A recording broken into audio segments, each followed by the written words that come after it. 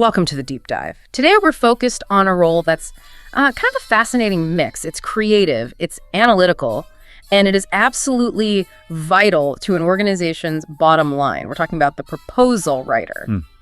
It's such a unique skill set. It really is. I mean, think about it. This is the person who has to blend like the art of storytelling with this meticulous, sometimes legally required precision. Right. They're not just writing reports, they're building a case, a persuasive argument to get massive funding or, to win these critical contracts. It's a really high-stakes game. It absolutely is.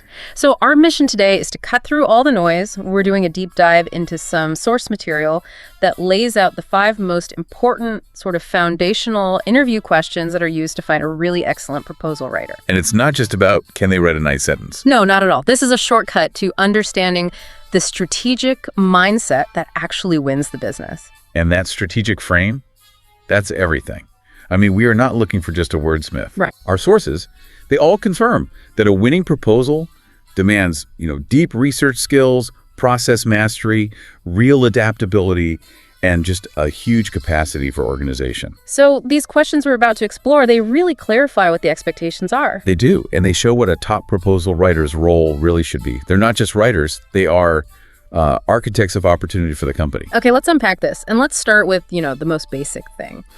When you're writing a proposal, you are hired for one reason. Results. Results, exactly. Organizations invest a lot, and they want returns, funding, contracts, a green light on a project. So the first core question an employer is going to ask goes straight to that. Past performance. Question 1, can you tell me about a proposal you have written in the past and the outcome? Yeah, and this is where a candidate can either really shine or just completely fall flat. How so? Well, the candidate has to pivot immediately to a success story. That's obvious. Yeah. But they can't just stop with the headline, we won the contract. Right. That's not enough. No. The best response uses that outcome to demonstrate the methodology that got them there. Okay.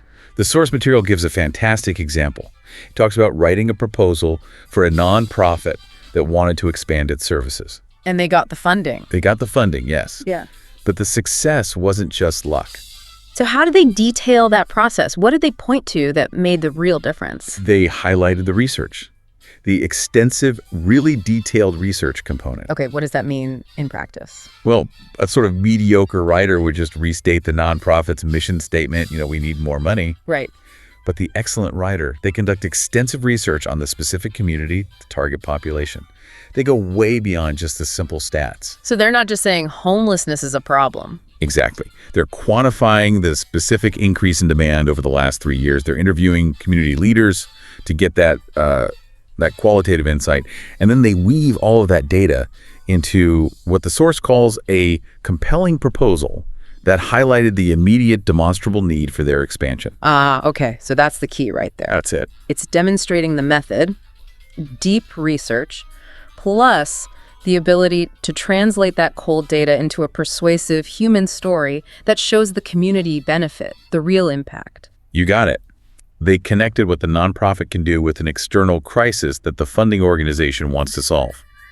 You're not just fighting for your company, you're helping the funder achieve their mission. That flows perfectly into our second segment, which is probably the highest level skill of them all. Audience awareness. Crucial. I mean, you can have the best argument in the world, but if it doesn't land with the person reading it, it just fails. The way you talk to a technical officer is totally different from how you talk to a CEO. Completely different languages. So that brings us to question 3. Can you give an example of a proposal that you had to tailor to a specific audience? This one tests true adaptability. It's indispensable. And the example in the source material is, it's just perfect because it shows a candidate taking one single business strategy and framing it in 2 totally different ways. Based on who was reading it. Entirely. So we're talking about a tech company. They want to expand into a new market. One plan, but 2 very different, very crucial audiences. The first audience... Let me guess, investors? External investors, exactly. So for them, it's all about the money. It's almost all about the money. The proposal has to minimize risk and maximize the financial return. So the writer focused on past success, sure, but they had to give incredibly detailed financial projections. The ROI, the break-even point, all of that. All of it. And a detailed expansion plan that basically reassures the investors their capital is safe and going to be profitable. It's all about the market. Okay, that's the external view. Investors want profit. But then the source material contrasts this with presenting that exact same plan internally. To the board of directors. And this is where the real organizational intelligence comes in. It really is. Because when you're talking to your own board, the focus has to shift. You're not trying to convince someone to buy in from the outside. You're justifying why you should use internal resources on this project instead of something else. So the language has to change. The language completely changes. Yep. You stop talking about potential market size and you start focusing on the strategic advantages for the whole company. Like, how does this fit our 10-year plan? Does it block a competitor? Precisely. You have to talk about opportunity cost, resource deployment. You have to prove that the board's money is better spent here than on any other internal initiative. So it's the art of translation, isn't it? It really is. Taking a technical idea or a market opportunity and translating it into strategic business language. And you're adjusting the risk and reward metrics based on who holds the veto power. And that's what separates a transactional writer from an essential team member. It proves you're thinking like a strategic partner, not just a document preparer. Yeah. You get that every proposal is an internal lobbying document just as much as it's an external sales pitch. All right, we've spent a good amount of time on content and audience. Let's shift to process. Because a poorly managed process can kill a perfect proposal before anyone even reads it. Instantly, yeah. Proposal writing is about coordinating huge amounts of information under, frankly, brutal deadlines. The writer has to be a project manager as much as a storyteller. Absolutely. Which brings us to complexity management. Question 2. How do you stay organized when working on multiple proposals at once? This question is so critical because companies need repeatable success, right? They don't want a writer who just pulls off a heroic effort once in a while. They want systems. So what does a good answer look like? The top response has to detail structured, repeatable methods.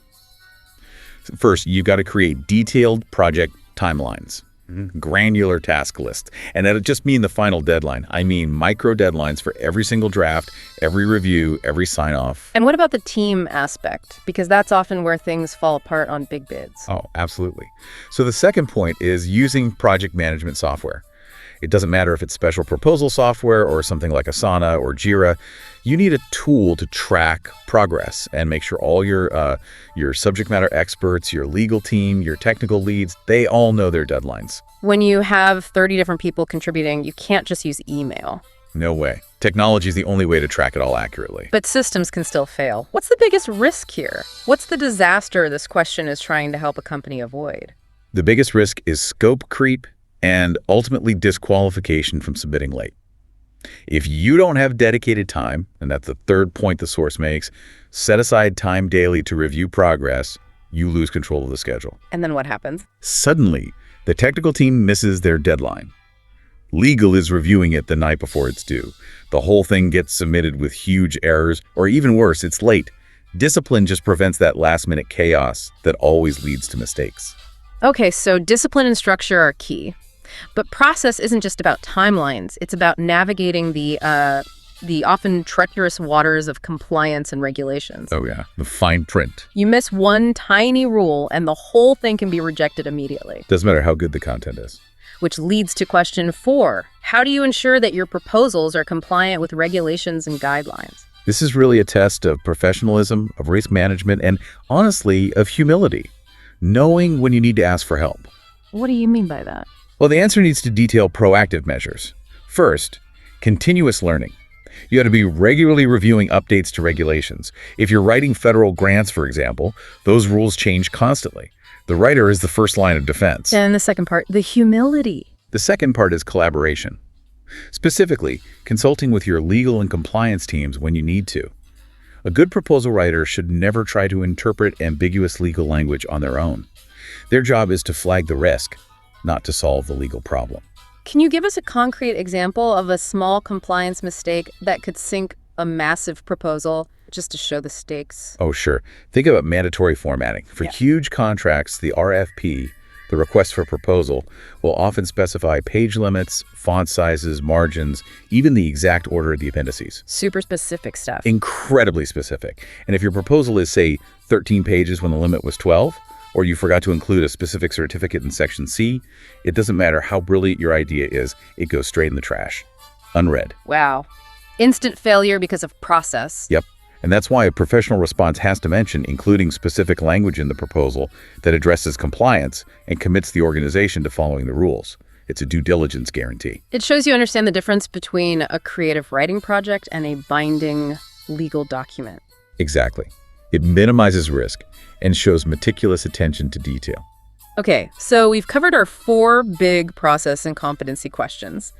Now for the last one, let's step back and ask the ultimate strategic question. The big picture. Right. If you got the funding, but 6 months later the client is miserable and the project is a mess, was the proposal really a success? We need to define value beyond just winning. This is a perfect final question. It separates the transactional writer from the long-term strategic partner. So, question 5. How do you measure the success of a proposal? Of course, the obvious metrics are acceptance, getting the funding, winning the contract. That's the primary measure.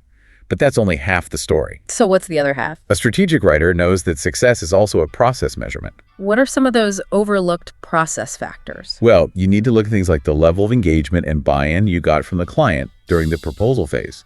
Did they challenge you? Did they get excited and become partners in the process? A good proposal actually fosters that early collaboration. Okay, that makes sense. What else? You also measure success by the feedback you get, whether you win or lose. Valuable feedback helps the organization get better for the next time, to refine its offering. And the source material mentions one more thing, about relationships. Did the proposal help to build or strengthen relationships? Why is that so important, even if you lose the deal? Because that's the ultimate indicator of future success. How so? If your proposal was professional, clear, and really informative, even if the timing wasn't right or the price was off this time, you've positioned your company as a trusted, reliable resource. You're in their mind for next time. Exactly. That trust can lead to becoming a preferred vendor or even getting the next contract without competition. You're not just closing one deal, you're building organizational architecture for the future. So a truly successful proposal isn't just a document that got money. It's one that advanced a relationship, got valuable market feedback, and ensured the client was actually committed after they signed on. Looking at both the outcome and the process, that gives you the more complete picture of success. You're measuring your contribution to the company's long-term health, not just your quarterly numbers. This has been incredibly useful, really cutting to the core of what makes a proposal writer so essential. We've covered 5 key areas: proving your results, mastering your organization, tailoring your content to the audience, managing compliance and risk, and finally defining success in a much more holistic way. And I think this deep dive really shows that preparing for these questions, it doesn't just help you get a job. It fosters a much deeper appreciation for the strategic, really revenue-generating role that proposal writers play. Their skill is often the bridge between a great idea and a successful project. And for those of you listening, if this blend of writing and strategy and, compliance really appeals to you, the source material pointed to several other fields that use the exact same core skills. It's a very transferable skill set. It is.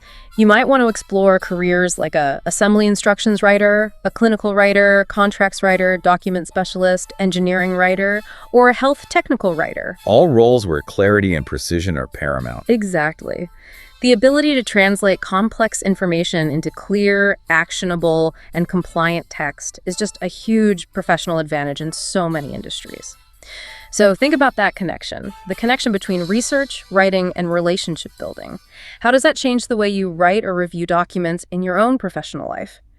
We hope this deep dive helps you master your next step. Thanks for tuning in. We'll catch you next time.